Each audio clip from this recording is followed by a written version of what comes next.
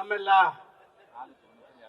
ಹೋರಾಟಗಾರ, ಶಾಸಕ, ವಿಧಾನಸಭೆ, ವಿಧಾನ ಪರಿಷತ್, ಲೋಕಸಭೆ ಎಲ್ಲ ಮಿತ್ರರೇ, ಎಲ್ಲ ಪತ್ರಕರ್ತ ಮಿತ್ರರು, ನಾನು ಭಾರಿ ಮಾತಾಡ್ಲಿಕ್ಕೆ ಇಷ್ಟಪಡುವುದಿಲ್ಲ.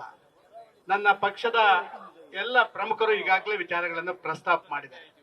ಆದರೆ ಸಿದ್ದರಾಮಯ್ಯವರೊಬ್ಬರು ವಕೀಲರಾದ ಕಾರಣ, ನಾನು ಒಂದು ವಕೀಲನಾದ ಕಾರಣ ಮತ್ತು ಕಾನೂನು ಮಂತ್ರಿಯಾಗಿದ್ದ ಕಾರಣ ಸಿದ್ದರಾಮಯ್ಯವರಿಗೆ 2 ಪ್ರಶ್ನೆಗಳನ್ನು ಕೇಳಿ ಸಾರ್ವಜನಿಕರ ಹಾದಿ ತಪ್ಪಿಸುವ ಕೆಲಸ ಮಾಡಬೇಡಿ ಅಂತ ಹೇಳಲಿಕ್ಕೆ ಇಷ್ಟಪಡ್ತೇನೆ. ಬಂಧುಗಳೇ, ಒಂದು ಸಂವಿಧಾನ ಹುದ್ದೆಯನ್ನು ಅಲಂಕರಿಸಿದಂತ ರಾಜ್ಯಪಾಲರು ಅವರಿಗೆ ಅಧಿಕೃತ ದಾಖಲೆಗಳು ಸಿಕ್ಕಿದ್ರೆ ಅವರು ಮತ್ತೆ ಯಾರಿಗೂ ನೋಟಿಸ್ ಕೊಡುವಂತ ಅವಶ್ಯಕತೆ ಇಲ್ಲ. ಫ್ರೈಮಾ ಫೇಸಿ ಆ ಎವಿಡೆನ್ಸ್ಗಳು ಆ ದಾಖಲೆಗಳಲ್ಲಿ ಲಭ್ಯ ಆದ್ರೆ ಸೋಮೋಟೋ ಅವರು ಯಾರಿಗೂ ಬೇಕಾದ್ರೂ ಕೂಡ ಈ ಪ್ರಾಸಿಕ್ಯೂಷನ್ಗೆ ಅಥವಾ ಎನ್ಕ್ವೈರಿಗೆ ಆದೇಶ ಮಾಡಬಹುದು. ಆದ್ರೆ ನಮ್ಮ ರಾಜ್ಯಪಾಲರು ಎಷ್ಟು ಚೆನ್ನಾಗಿ ನಡ್ಕೊಂಡ್ರು. ಯಾರು ಕಂಪ್ಲೇಂಟ್ ಕೊಟ್ರ, ಕಂಪ್ಲೇಂಟ್ ಸಿಕ್ಕಿದ ತಕ್ಷಣ ಯಾರು ಆರೋಪಿ ಅಂತ ಅದರಲ್ಲಿ ನಮೂದಿಸಿದಂತ ಮುಖ್ಯಮಂತ್ರಿ ಸಿದ್ದರಾಮಯ್ಯನವರಿಗೆ ಅವಕಾಶಗಳನ್ನು ಕೊಟ್ರು. ಸಿದ್ದರಾಮಯ್ಯರ ಆ ಅವಕಾಶವನ್ನು ಎಷ್ಟು ದೊಡ್ಡ ಮಟ್ಟಿಗೆ ದುರುಪಯೋಗ ಮಾಡಿದ್ರು ಅಂತ ಹೇಳಿದ್ರೆ, ಸಿದ್ದರಾಮಯ್ಯರು ಕೊಡಬೇಕಾದಂತ ಉತ್ತರ ಅವರು ಕೊಡ್ಲಿಲ್ಲ. ಅವರು ನಿರಪರಾಧಿ ಅಂತ ಸಾಬೀತುಪಡಿಸಬೇಕಾದಂತ ಅಂಶಗಳನ್ನ ಅವರು ಪ್ರಸ್ತಾಪ ಮಾಡಿಲ್ಲ. ಬದಲಾಗಿ ತನ್ನ ಕ್ಯಾಬಿನೆಟ್ ಅನ್ನ ಒಂದು ತೀರ್ಮಾನವನ್ನ ತಗೊಂಡ್ರು.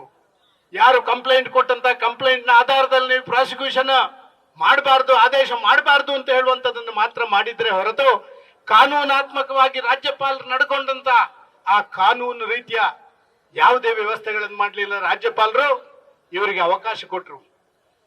an opportunity should be given to the person who has named as an accused in a complaint ಅಂತ ಹೇಳುವಂತದನ್ನ ಅತ್ಯಂತ ಪ್ರಾಮಾಣಿಕವಾಗಿ ಮಾಡಿ ಅದನ್ನ ಅಧ್ಯಯನ ಮಾಡಿದ ಆ ಒಂದು ವ್ಯಕ್ತಿ, ಒಂದು ಗವರ್ನರ್ ಇದ್ರೆ ಅದು ಕರ್ನಾಟಕ ರಾಜ್ಯದ ಆ ಗವರ್ನರ್ ಅಂತ ನಾನು ಖಡಾಖಂಡಿತವಾಗಿ ಒಬ್ಬ ಕಾನೂನಿನಲ್ಲಿ ಸ್ವಲ್ಪ ವಿಚಾರಗಳನ್ನು ತಿಳ್ಕೊಂಡಾಗಿ ನಾನು ಹೇಳ್ತಾ ಇದ್ದೇನೆ. ಒಂದದು.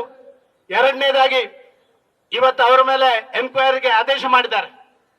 ತನ್ನದೇ ಕೈ ಕೆಳಗಿರುವಂತ ಅಧಿಕಾರಿಗಳಿಂದ ಅವರು ಎನ್ಕ್ವೈರಿ ಮಾಡಿದ್ರೆ ಅದು ಎಷ್ಟರ ಮಟ್ಟಿಗೆ ಆ ಎನ್ಕ್ವೈರಿ ರಿಪೋರ್ಟ್ಗಳು ಬರಬಹುದು ಅಂತ ಹೇಳುವಂತದ್ದು ಲೋಕಕ್ಕೆ ಗೊತ್ತಿರುವಂತಹ ಸಂಗತಿಗಳು. ಸತ್ಯ ಹರಿಶ್ಚಂದ್ರ ಅಂತ ಹೇಳ್ಕೊಳ್ತಾರಲ್ಲ ಇವರು, ಈ ಸತ್ಯ ಹರಿಶ್ಚಂದ್ರ ನಿಜವಾಗಿ ಸತ್ಯ ಹರಿಶ್ಚಂದ್ರ ಆಗಬೇಕಾದ್ರೆ ಅವರು ಅಕ್ಷರಶಃ ತನ್ನ ಸ್ಥಾನದಿಂದ ಕೆಳಗಿಳಿಬೇಕು ಮತ್ತು ಎನ್ಕ್ವೈರಿಗೆ ಆದೇಶಗಳನ್ನು ಮಾಡುವಂತ ಕೆಲಸ ಕಾರ್ಯಗಳನ್ನು ಮಾಡುವಂತದ್ದು ಇಂದಿನ ಅವಶ್ಯಕತೆ.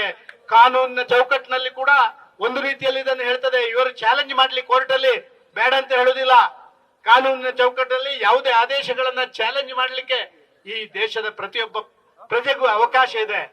ಆದ್ರೆ ಅಧಿಕಾರದ ಆ ಕುರ್ಚಿಯಲ್ಲಿ ಕೂತು ಅಧಿಕಾರ ಚಲಾವಣೆ ಮಾಡಿ ಆ ಅಧಿಕಾರಿಗಳ ಮೇಲೆ ಹಿಡಿತ ಇಟ್ಟುಕೊಳ್ಳುವಂತ ವ್ಯಕ್ತಿ ಆ ಸ್ಥಾನದಲ್ಲಿ ಕೂತು ಇದನ್ನು ಮಾಡ್ಲಿಕ್ಕೆ ಅವರು ಅರ್ಹರಲ್ಲ ಅಂತ ಹೇಳುವಂತದನ್ನ ತಿಳ್ಕೊಳ್ಬೇಕು. ಸಾರ್ವಜನಿಕರ ತಪ್ಪಿಗೆಳೆಯುವಂತ ಕೆಲಸ ಮಾಡಬೇಡಿ. ಗವರ್ನರ್ನ ಮೇಲೆ ಯಾವುದೋ ಒಂದು ಗೂಬೆ ಕೂರಿಸುವಂತ ಕೆಲಸ ಮಾಡಬೇಡಿ. ಸಿದ್ದರಾಮಯ್ಯರೇ, ನಿಮಗೆ ಅವಕಾಶ ಕೊಟ್ಟಿಲ್ವಾ? ಎಕ್ಸ್ಪ್ಲನೇಷನ್ ಎಲ್ಲವನ್ನ ಕೊಡಿ ಅಂತ ಅವಕಾಶ ಕೊಟ್ಟು ನೋಟಿಸ್ ಕೊಟ್ಟಿದಾರಲ್ಲ.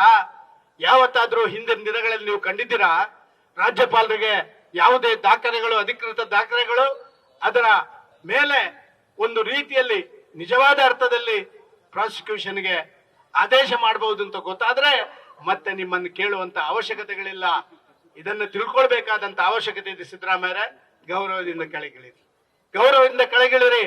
40 ವರ್ಷದ ರಾಜಕಾರಣದಲ್ಲಿ ನಾನು ಭಾರಿ ಸತ್ಯ ಹರಿಶ್ಚಂದ್ರನಾಗಿ ಯಾವುದೇ ಕಪ್ಪು ಚುಕ್ಕೆ ಇಲ್ಲದ ಕಪ್ಪು ಕಾಗೆ ಹಾಗೆ ನಾನು ಇದ್ದೇನೆ ಅಂತ ಹೇಳುವಂತ ಇವತ್ತಿನ ಮಾತಿದೆಲ್ಲ, ಇದು ಯಾರಿಗೂ ಗೌರವ ತರುವಂತದ್ದಲ್ಲ, ಯಾರಿಗೂ ಗೌರವ ತರುವಂತದ್ದಲ್ಲ. ನಾನು ನಮ್ಮ JDS ಮತ್ತು ನಮ್ಮ ಬಿಜೆಪಿಯ ನಮ್ಮ ಪ್ರಮುಖರಿಗೆ, ವಿಜಯೇಂದ್ರ ಇರ್ಬೋದು, ಅಶೋಕ್ ಇರ್ಬೋದು, ಕುಮಾರಣ್ಣ ಇರ್ಬೋದು, ಇವರೆಲ್ಲರಿಗೂ ಅಭಿನಂದನೆ ಸಲ್ಲಿಸ್ತಾ ಇದ್ದೇನೆ. ಸಾರ್ವಜನಿಕರಲ್ಲಿ ನಿಜವಾಗಿ ಏನು ನಡೀತದೆ ಅಂತ ಹೇಳುವಂತದನ್ನ ತೋರಿಸಿಕೊಡುವಂತ ಕೆಲಸ ಕಾರ್ಯಗಳನ್ನು ನೀವು ಮಾಡಿದ್ದೀರಿ. ಅದಕ್ಕೆ ಯಶಸ್ಸು ಸಿಕ್ಕಿದೆ ಇವತ್ತು ಅಂತ ಹೇಳುವಂತ ವಿಚಾರವನ್ನು ಹೇಳಿ ನಿಮಗೆ ಅಭಿನಂದನೆ ಸಲ್ಲಿಸ್ತೇನೆ. ಆದ್ರೆ ಸಿದ್ದರಾಮಯ್ಯನವರು ಕೆಳಗಿಳಿರೋದಕ್ಕೆ ಅಷ್ಟೇ ಬೇಸರ ವ್ಯಕ್ತಪಡಿಸ್ತಾ ಇದ್ದೇನೆ. ದಯವಿಟ್ಟು ತಾವು ಕೆಳಗಿಳಿಬೇಕು. ಒಂದು ಒಳ್ಳೆಯ ರೀತಿಯಲ್ಲಿ ತನಿಖೆ ಮಾಡ್ಲಿಕ್ಕೆ ತಾವು ಅವಕಾಶ ಮಾಡಿಕೊಡ್ಬೇಕು.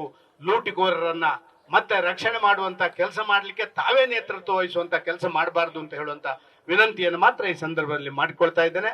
ಎಲ್ರಿಗೂ ಹೋರಾಟಗಾರರು ಇನ್ನಷ್ಟು ಯಶಸ್ವಿಯಾಗಿ ತಾವು ಮುಂದೆ ಹೋಗುವಂತ ಕೆಲಸ ಕಾರ್ಯಗಳನ್ನು ಮಾಡಿ ಅಂತ ಹೇಳುವಂತದ್ದು ನಾನು ಹೇಳಲಿಕ್ಕೆ ಇಚ್ಛೆ ಪಡ್ತಾ ಇದ್ದೇನೆ. ನ್ಯೂಸ್ ಫಸ್ಟ್, ನಿರ್ಭೀತಿಯಿಂದ ನಿಮ್ಮ ಪರವಾಗಿ.